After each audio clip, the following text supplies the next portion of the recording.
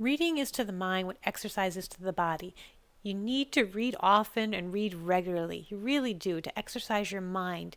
You don't want your mind to atrophy. You don't want your mind to be stuck with old ideas. There's so much knowledge out there. And I hope you've learned through this challenge that there's so many topics you could have chosen. I know you only picked one, but go back to your list later and pick other topics and really enjoy exploring and exercising your mind, because it's there to be used. It's not there to watch TV and just read for the fun of reading. You really want to read to learn and to become a better person. With that in mind, I did create a resource for you, and there's a PDF journal that goes along with this course that goes through all the steps that we just talked about and helps you by providing a place for you to take your notes. So it covers each step and then has pages for notes on each book that you've read and for summarizing and also for putting your action plan down on paper.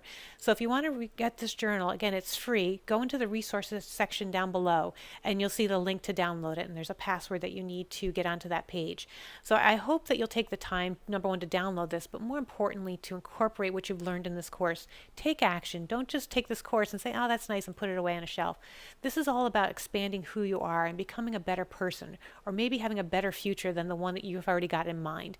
If you have more knowledge, you can prepare. You can have a better financial plan, or you can deal with maybe a depression or some kind of worry that's been hanging over your head. You owe it to yourself to take this challenge seriously and to do something to change your life. So I hope you enjoyed this course, and I really hope to see you in another course down the road. Again, in the resource section, you'll see all the other courses that I have available. And again, most of those courses come with some kind of free journal that you can use. And I also have a hard copy a paperback copy of this book that's just available if you want to give it as a gift. It makes a great gift for somebody that you know maybe is struggling with a certain concept, or somebody who just loves to read and is already kind of expanding their knowledge on a particular topic. There's a there's a Kindle version of this book, and there's also a CreateSpace paperback version that you can give as a gift, and I think that's a great way to help someone else do their own challenge. And I hope that you'll do this challenge more than once. So use it in the summer, use it again in the winter when you're locked indoors and the weather's bad. So I hope you're giving you a lot of ideas. Come back again and take another course, and I hope to see you soon.